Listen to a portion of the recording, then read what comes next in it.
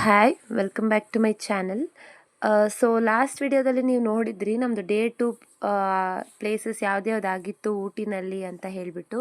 ಇವಾಗ ಡೇ 3ಇಂದ ನಾನು ಊಟಿಲಿ ಮತ್ತೆ ನನ್ನ ವಿಡಿಯೋನ ಸ್ಟಾರ್ಟ್ ಮಾಡ್ತಾ ಇದ್ದೀನಿ. ಇದು ನೋಡಿ ಮಾರ್ನಿಂಗ್ 6 o'clock 6:30 ವ್ಯೂ ಯಾವ ಥರ ಇದೆ ಅಂತ ಅಂದ್ಬಿಟ್ಟು. ನಾವಿದ್ದಂಥ ಹೋಟೆಲ್ ಬಂದು ಗೋಲ್ಡನ್ ಹೈಟ್ಸ್ ಅಂದ್ಬಿಟ್ಟು, ಇದು ಆಪೋಸಿಟ್ ಉದಗಮಂಡಲಂ ರೈಲ್ವೆ ಸ್ಟೇಷನಿಂದ ಒಂದು 100 ಮೀಟರ್ಸ್ ಒಳಗಡೆನೇ ಇದೆ. ಇದು ಬಂದು ನಾವು 2 ಡೇಸ್ಗೆ ಬುಕ್ ಮಾಡ್ಕೊಂಡಿದ್ವಿ ರೂಮ್ನ. ಆಪೋಸಿಟ್ ಬಂದು ನೀವು ನೋಡ್ತಿರೋದು ಇದು ರೈಲ್ವೆ ಗೆಸ್ಟ್ ಹೌಸಸ್ಸು.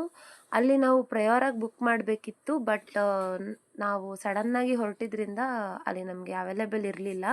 ನೋಡಿ, ಇಲ್ಲಿಂದ ನಿಮಗೆ ಉದಗಮಂಡಲಂ ರೈಲ್ವೆ ಸ್ಟೇಷನ್ ಕೂಡ ಕಾಣ್ತಾ ಇದೆ. ರೂಮ್ ಮಾತ್ರ ಸಖತ್ ಚಿಲ್ಲಾಗಿತ್ತು. ಆಗಲೇ ನೀವು ಗ್ಲಾಸ್ ಮೇಲೆ ನೋಡಿದ್ರಿ ಸ್ನೋ. ಅಲ್ಲಿಂದ ನಾವು ಮಾರ್ನಿಂಗ್ ಹೊರಟ್ವಿ ಟಿಫನ್ ಮಾಡಿಕೊಂಡು. ಉದಗಮಂಡಲಂ ಆಪೋಸಿಟ್ ರೈಲ್ವೆ ಸ್ಟೇಷನಲ್ಲಿ ಒಂದು ಹೋಟೆಲ್ ಇದೆ, ತುಂಬಾ ಚೆನ್ನಾಗಿದೆ ಟಿಫನ್ನು. ಸೊ ಅಲ್ಲೇ ಟಿಫನ್ ಮಾಡ್ಕೊಂಡು ನಮ್ಮದು ಜರ್ನಿನ ಸ್ಟಾರ್ಟ್ ಮಾಡಿದ್ವಿ.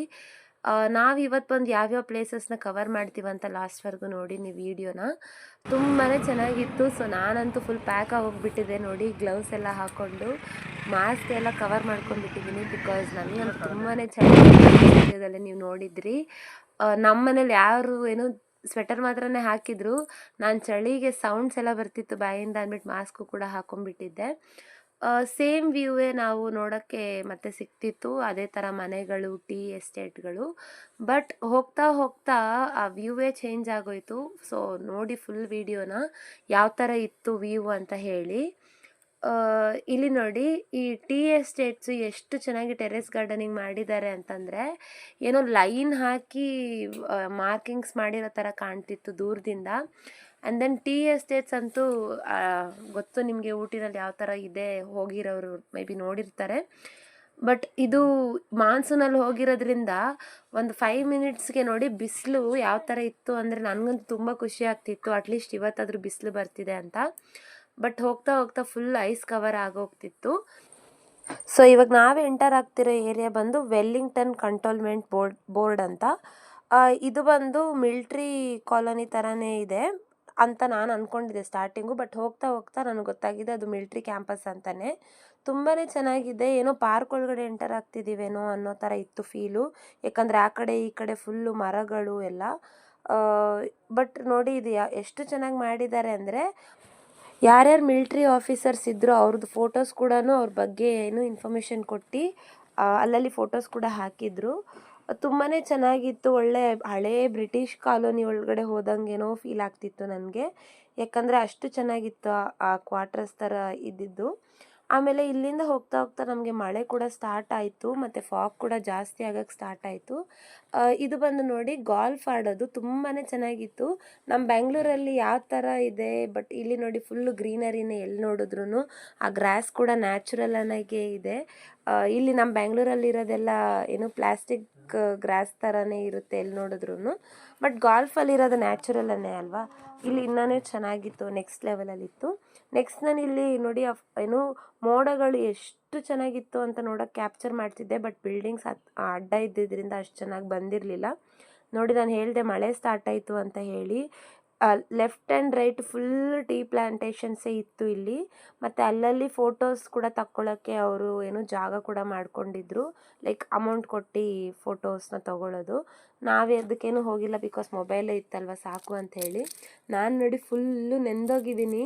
ಎಲ್ಲಿ ಹೆಲ್ಮೆಟ್ ತೆಗೆದ್ರೆ ಇನ್ನೂ ಚಳಿ ಜಾಸ್ತಿ ಆಗುತ್ತೆ ಅಂತ. ಬಟ್ ಬ್ಯಾಕ್ಗ್ರೌಂಡ್ ವ್ಯೂ ನೋಡಿ ಎಷ್ಟು ಚೆನ್ನಾಗಿದೆ.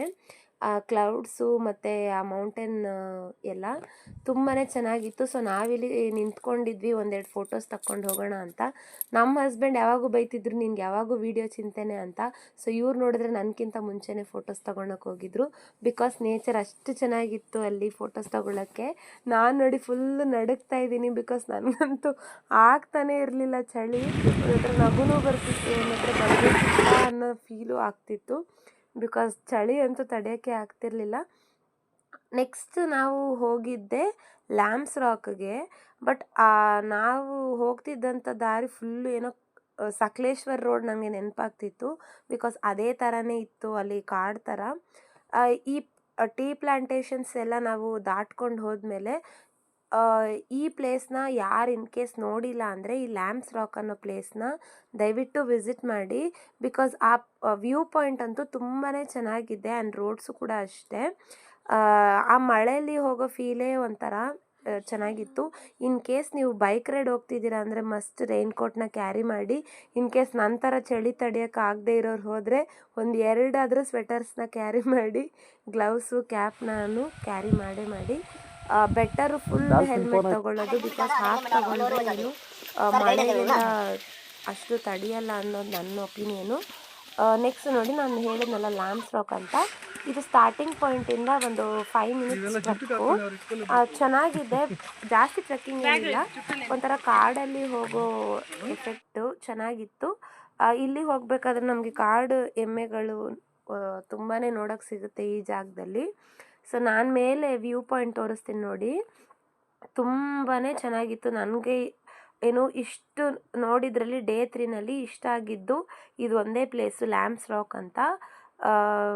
ಇದು ನೋಡಿ ಎಷ್ಟು ಚೆನ್ನಾಗಿದೆ ಅಂದರೆ ಆ ರೋಡ್ಸ್ ಕೂಡ ಏನೋ ಪೆನ್ಸಿಲಿಂದ ಡ್ರಾ ಮಾಡಿದಂಗಿತ್ತು. ಕ್ಲೌಡ್ಸು ಅಷ್ಟೇ ಲೈನ್ ಹಾಕಿ ಎಳ್ದಂಗಿತ್ತು ಕ್ಲೌಡ್ಸ್ ಎಲ್ಲ. ನಾವು ಹೋದಾಗ ಮಳೆ ಕೂಡ ಸ್ಟಾರ್ಟ್ ಆಗಿದ್ದರಿಂದ ಇನ್ನೂ ಆ ವ್ಯೂ ಪಾಯಿಂಟು ಇನ್ನೂ ಒಂದು ಸ್ವಲ್ಪ ನೋಡೋಕೆ ಇನ್ನೂ ಚೆನ್ನಾಗಿತ್ತು. ಕ್ಲೌಡ್ಸು ಅಷ್ಟೇ ಏನೋ ಹತ್ತಿ ಅಲ್ಲಲ್ಲಿ ತೆಳುವಾಗಿ ಎಳ್ದಂಗೆ ಕಾಣಿಸ್ತಿತ್ತು, ಲೈಕ್ ಡ್ರಾಯಿಂಗ್ಸ್ ಥರ. ನೋಡಿ, ನಾನು ಹೇಳಿದೆ ಕ್ಲೌಡ್ಸ್ ಎಷ್ಟು ಚೆನ್ನಾಗಿ ಲೈನಾಗಿದೆ. ಇಲ್ಲಿ ನಾನು ಫುಲ್ ಒಂದು ರೌಂಡ್ ತೋರಿಸ್ತೀನಿ ನೋಡಿ ಎಷ್ಟು ಚೆನ್ನಾಗಿದೆ ಅಂದ್ಬಿಟ್ಟು. ಇಲ್ಲಿ ಏನು ಮಳೆ ಜಾಸ್ತಿ ಆಗ್ತಾ ಏನಾಯಿತು, ಒಂದು 5 ಮಿನಿಟ್ಸ್ಗೆಲ್ಲ ಫುಲ್ಲು ಕ್ಲೌಡ್ಸು ಕವರ್ ಆಗೋಯಿತು. ಸೊ ಯಾವುದು ವ್ಯೂ ಪಾಯಿಂಟ್ ಅಂತಲೂ ಗೊತ್ತಾಗಿರಲಿಲ್ಲ. ಬಿಕಾಸ್ ಊಟಿಲಿ ಹೇಳೋಕ್ಕೆ ಆಗಲ್ಲಲ್ವ ಯಾವ ಟೈಮಲ್ಲಿ ವೆದರ್ ಯಾವ ಥರ ಇರುತ್ತೆ ಅಂತ ಹೇಳಿಬಿಟ್ಟು. ಅಲ್ಲಿಂದ ನಾವು ಹೋಗಿದ್ದೆ ಡಾಲ್ಫಿನ್ ನೋಸ್ ವ್ಯೂ ಪಾಯಿಂಟ್ಗೆ. ಅಲ್ಲಿ ಲ್ಯಾಂಪ್ಸ್ ರಾಕಿಂದ ಡಾಲ್ಫಿನ್ ನೋಸ್ ವ್ಯೂ ಪಾಯಿಂಟ್ ಏನು ಹೋದ್ವಿ. ರೋಡ್ ಮಾತ್ರ ಇಷ್ಟು ಜರ್ನಿ ಮಾಡಿರೋದ್ರಲ್ಲಿ ಹೇರ್ ಪಿನ್ ಬೆನ್ಸ್ ಬಿಟ್ಟ ಮೇಲೆ ಇದೇ ರೋಡ್ ನನಗೆ ತುಂಬಾ ಇಷ್ಟ ಆಯಿತು. ಬಿಕಾಸ್ ಫುಲ್ಲು ಫಾಗು ಕ್ಲೌಡ್ಸಿಂದ ತುಂಬಿದ್ರಿಂದ ಸಖತ್ತಾಗಿತ್ತು ರೋಡ್ ಟು ಹೆವನ್ ಅಂತ ಹೇಳಿದ್ರು ತಪ್ಪಾಗಲ್ಲ. ಫೇವ್ರೆಟ್ ರೋಡ್ ಅಂದರೆ ನನಗೆ ಫೇವ್ರೆಟ್ ರೋಡ್ ಆಯಿತು. ಇನ್ ಕೇಸ್ ಯಾರು ಈ ಲ್ಯಾಂಪ್ಸ್ ರಾಕು ಮತ್ತು ಡಾಲ್ಫಿನ್ ನೋಸ್ ವ್ಯೂ ಪಾಯಿಂಟ್ ನೋಡಿಲ್ಲ ಅಂದರೆ ದಯವಿಟ್ಟು ಅಟ್ಲೀಸ್ಟ್ ಆ ರೋಡ್ ಮಜಾ ತೊಗೊಳಕ್ಕಾದ್ರೂ ನೀವು ಹೋಗಿ. ನಮಗೆ ನಾನು ಫಾಗ್ ಇದ್ದಿದ್ದರಿಂದ ವ್ಯೂ ಪಾಯಿಂಟ್ ಅಂತೂ ನಿಜವಾಗ್ಲೂ ಕಾಣಿಸ್ಲಿಲ್ಲ. ಬೇಕಾದರೆ ನಾನು ವೀಡಿಯೋ ಫುಲ್ಲನ್ನು ನೋಡಿ, ಬಿಕಾಸ್ ಫುಲ್ಲು ಫಾಗ್ ಇದ್ದಿದ್ದರಿಂದ. ಬಟ್ ಈ ರೋಡ್ ಮಾತ್ರ ನನಗಂತೂ ಕ್ಯಾಮ್ರಾನೇ ನಾನು ಆಫ್ ಮಾಡಿಲ್ಲ, ಅಷ್ಟು ಚೆನ್ನಾಗಿತ್ತು. ಅಲ್ಲಿ ನೋಡಿ ಫುಲ್ 2 ಸೈಡ್ಸ್ ಕೂಡ ಏನು ಟೀ ಪ್ಲಾಂಟೇಶನ್ ಇರೋದು, ಮಧ್ಯ ರೋಡು. ನಮ್ಮ ಸಿಟಿಲಂತೂ ಈ ಥರ ವ್ಯೂ ಕಾಣೋಕ್ಕೇ ಸಾಧ್ಯ ಇಲ್ಲ, ಬಿಕಾಸ್ ಎನಿ ಟೈಮ್ ಟ್ರಾಫಿಕ್ ಇರೋದ್ರಿಂದ. ಈ ಥರ ರೋಡಿಗೆ ಹೋದ್ರೆ ಒಂಥರ ಮನ್ಸಿಗೆ ಖುಷಿ ಆಗ್ತಿತ್ತು. ಆ್ಯಂಡ್ ದೆನ್ ಏನು ನಾನು ತೋರಿಸ್ತೀನಿ ನೋಡಿ, ಫ್ರಂಟ್ ಬ್ಯಾಕ್ ಎಲ್ಲ ಫಾಗ್ ಯಾವ ಥರ ಇದೆ ಅಂತ ಅಂದ್ಬಿಟ್ಟು. ಹೋಗ್ತಾ ಮುಂದೆ ರೋಡೇ ಕಾಣಿಸ್ತಿರ್ಲಿಲ್ಲ, ಬಿಕಾಸ್ ಅಷ್ಟು ನೋಡಿ ಮುಂದೆ ಯಾವ ಗಾಡಿ ಬರ್ತಿದೆ ಅಂತಲೂ ಗೊತ್ತಿಲ್ಲ. ಆ್ಯಂಡ್ ದೆನ್ ಹಿಂದೆ ಏನು ನೋಡ್ಕೊಂಡು ಬಂದ್ವಿ ಅಂತಲೂ ಗೊತ್ತಾಗ್ತಿರ್ಲಿಲ್ಲ. ನನಗಂತೂ ಸಖತ್ತು ಖುಷಿ ಆಗ್ತಿತ್ತು. ಹೇಳಿದ್ನಲ್ಲ, ಬೆಸ್ಟ್ ರೋಡ್ ನಾವಿಷ್ಟು ಜರ್ನಿ ಮಾಡಿದ್ರಲ್ಲಿ ಊಟಿನಲ್ಲಿ, ಬಿಕಾಸ್ ಆಫ್ ಆ ಫಾಗ್ ಅಂತಲೇ ಹೇಳ್ಬೋದು. ನಮ್ಮವರು ಕೂಡ ಹೇಳ್ತಿದ್ರು ಫೋಟೋ ತೆಗಿ ಎಷ್ಟು ಚೆನ್ನಾಗಿದೆ ಅಂತ ಅಂದ್ಬಿಟ್ಟು. ಆ್ಯಂಡ್ ದೆನ್ ನಿಧಾನಕ್ಕೇ ಹೋಗಬೇಕು, ಬಿಕಾಸ್ ತುಂಬಾ ಕರ್ವ್ಸ್ ಇತ್ತು. ಯಾಕಂದರೆ ನಾವು ಬೆಟ್ಟದ ಮೇಲಿಂದ ಇವಾಗ ಕೆಳಗಡೆ ಹೋಗ್ತಿರೋದು ಆ ವ್ಯೂ ಪಾಯಿಂಟಿಗೆ. ಬಟ್ ಡಿಸಪಾಯಿಂಟ್ ಅಂತೂ ಆಗಿದ್ದು ನಿಜ, ಬಿಕಾಸ್ ನಮಗಂತೂ ಅಲ್ಲಿ ಏನು ಕಾಣಿಸ್ಲಿಲ್ಲ. ಸೊ ಇವಾಗ ನಾವು ಲ್ಯಾಂಪ್ಸ್ ರಾಕು ಮತ್ತು ಈ ಡಾಲ್ಫಿನ್ ನೋಸ್ ವ್ಯೂ ಪಾಯಿಂಟ್ ಏನು ನೋಡ್ತಾ ಇದ್ದೀವಿ, ಇದು ಊಟಿಯಿಂದ 25 to 27 ಕಿಲೋಮೀಟರ್ಸ್ ಇರೋ ಕೂನೂರಲ್ಲಿ ಬರೋದು. ಮೇ ಬಿ ಊಟಿಯಿಂದ 1 to 1.5 hour ಹಿಡಿಯುತ್ತೆ. ಸೊ ಈ ಪ್ಲೇಸಸ್ಗೆ ನಾವು ಬಂದು ರೀಚ್ ಆಗೋಷ್ಟೊತ್ತಿಗೆ ಸ್ವಲ್ಪ ರೋಡೆಲ್ಲ ಕರ್ವಿದೆ ಅಲ್ವಾ, ಆಯಿತು 1 hour ಆಯಿತು. ನೋಡಿ, ಇದು ಸ್ಟಾರ್ಟಿಂಗ್ ನಾವು ಪಾರ್ಕಿಂಗ್ ಹಾಕಿದ್ದು, ಲೈಕ್ ಗಾಡಿಗಳು ತುಂಬಾ ನಿಂತಿತ್ತು. ಸೊ ಅದಕ್ಕೆ ಅಲ್ಲಿಂದ ನಾವು ಒಂದು 5 ಮಿನಿಟ್ಸ್ ವಾಕ್ ಆದರೂ ಪರವಾಗಿಲ್ಲ ಅಂತ ಹೇಳಿ ಗಾಡಿ ಹಾಕ್ಬಿಟ್ಟು ಹೋಗ್ತಿದ್ದೀವಿ. ನಾನು ಹೇಳಿದ್ನಲ್ಲ, ತುಂಬಾ ಫಾಗ್ ಇತ್ತು. ನಾವು ಅಂದ್ಕೊಂಡ್ವಿ ವ್ಯೂ ಪಾಯಿಂಟ್ ನೋಡೋಕ್ಕೆ ಸಿಗಲ್ಲ ಅಂತ. ಸೊ ಅದೇ ಥರನೇ ನಿಜ ಡಿಸಪಾಯಿಂಟ್ ಅಂತೂ ಆಗಿದ್ದು ನಿಜ. ಬಟ್ ರೋಡ್ ಅಂತೂ ಸೂಪರಾಗಿತ್ತು ನೋಡಿ. ಫುಲ್ಲು ಫಾಗು ಏನಿದೆ ಅಂತ ಎಷ್ಟು ನಾವೊಂದು ಹಾಫ್ ಆನ್ ಅವರ್ ಅಷ್ಟು ಟೈಮ್ ಕಾದ್ವಿ ಅಲ್ಲಿ. ಬಟ್ ನಮಗೆ ನೋಡೋಕೆ ಸಿಕ್ಕಿದ್ದು ಇಷ್ಟೇ. ಆ ಪಾಯಿಂಟ್ ವ್ಯೂ ಯಾವ ಥರ ಇದೆ ಅಂತ ಅಂದ್ಬಿಟ್ಟು ನಮ್ಗೆ ನೋಡೋಕ್ಕಾಗಿಲ್ಲ. ಇನ್ನೂ ಒಂದು, ನಾವು ಈ ಥರ ಪ್ಲೇಸಸ್ಗೆ ಬಂದಾಗ ಎಲ್ಲೋದ್ರೂ ಎಂಟ್ರೆನ್ಸ್ ಟಿಕೆಟ್ ಅಂತೂ ಇದ್ದೇ ಇದೆ. ಸೊ ಆದಷ್ಟು ಕ್ಯಾಶ್ನ ಕ್ಯಾರಿ ಮಾಡಿ, ಯಾಕಂದರೆ ಕೆಲವೊಂದು ಹತ್ರ ಬರೀ ಕ್ಯಾಶೇ, ಮತ್ತು ಇನ್ನೊಂದು ಕೆಲವೊಂದು ಹತ್ರ ಏನು ಬರೀ ಆನ್ಲೈನ್ ಪೇಮೆಂಟ್ ಮಾತ್ರನೇ ಇದೆ. ಸೊ ನೋಡಿ, ನಾವು ಮತ್ತೆ ಅಲ್ಲಿಂದ ರಿಟರ್ನ್ ಊಟಿ ಕಡೆ ಬರ್ತಿದ್ದೀವಿ. ಆವಾಗ ನೋಡಿ ಯಾವ ಥರ ಫುಲ್ಲು ಫಾಗೇ ಆಗೋಯಿತು, ಬಿಕಾಸ್ ನಮಗೆ ಅಲ್ಲಿ ವ್ಯೂ ಪಾಯಿಂಟು ಸಿಕ್ಕಿರಲಿಲ್ಲ. ಆ್ಯಂಡ್ ದೆನ್ ನಾವು ಊಟಿಗೆ ಬಂದು ರೀಚ್ ಆಗೋಷ್ಟೊತ್ತಿಗೆ 3:15 ಆಗಿತ್ತು. ಬಿಕಾಸ್ ನಾವು 4:30ಗೆ ಟಾಯ್ ಟ್ರೈನಲ್ಲಿ ಹೋಗೋಕ್ಕೆ ಟ್ರೈನ್ ಬುಕ್ ಮಾಡಿದ್ವಿ. ಸೊ ಬಂದು ರೂಮಲ್ಲಿ ಒಂದು ಹಾಫ್ ಆನ್ ಅವರ್ ರೆಸ್ಟ್ ಮಾಡಿದ್ವಿ. ರೆಸ್ಟ್ ಎಲ್ಲ ಮಾಡಿ ನಾವು ಮತ್ತೆ ಫ್ರೆಶ್ ಅಪ್ ಆಗಿ ಬಂದಿದ್ದೆ ಉದಗಮಂಡಲಂ ರೈಲ್ವೆ ಸ್ಟೇಷನ್ಗೆ. ಇಲ್ಲಿ ನಾವು ಫಸ್ಟೇ ಆನ್ಲೈನಲ್ಲಿ ಟ್ರೈನ್ ಟಿಕೆಟ್ನ ಬುಕ್ ಮಾಡಿದ್ವಿ, ಬಿಕಾಸ್ ಅಲ್ಲಿ ಹೋಗಿ ಸ್ಪಾಟ್ ಬುಕ್ಕಿಂಗ್ಸ್ ಎಲ್ಲ ಕ್ಲೋಸ್ ಆಗಿರುತ್ತೆ. ನೆಕ್ಸ್ಟ್ ನಾವು ಉದಗಮಂಡಲಂ ಎಂಟರ್ ಆದಮೇಲೆ ಅಲ್ಲಿ ಆಲ್ರೆಡಿ ಟ್ರೈನ್ ಎಲ್ಲ ಬಂದು ನಿಂತುಬಿಟ್ಟಿತ್ತು. ನಾವು ಹೋಗಿ ಹತ್ತಿ ಒಂದು 10 ಮಿನಿಟ್ಸ್ಗೆ ಟ್ರೈನ್ ಹೊರಟಿತ್ತು.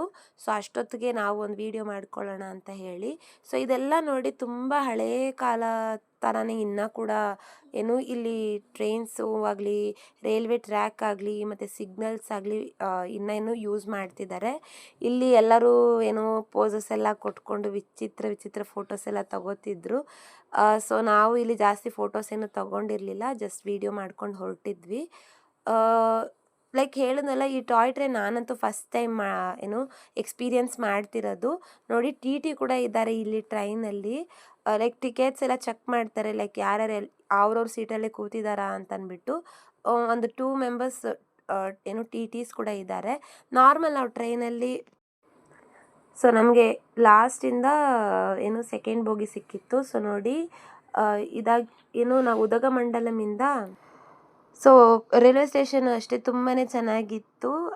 ಸೊ ಇವಾಗ ಟ್ರೈನ್ ಹೊರಟಾಗ ಏನು ನಮಗೆ ಫಸ್ಟ್ ಟೈಮ್ ಎಕ್ಸ್ಪೀರಿಯೆನ್ಸ್ ಆಗಿರೋದು ಆ ವಿಂಡೋ ಎಲ್ಲ ಅಷ್ಟು ದೊಡ್ಡದಾಗಿ, ಅದೂ ಅಲ್ಲದೆ ಆ ಥರ ಏನು ಫುಲ್ಲು ಗ್ರೀನರಿ ಮಧ್ಯೆ ಹೋಗ್ತಿರೋದು.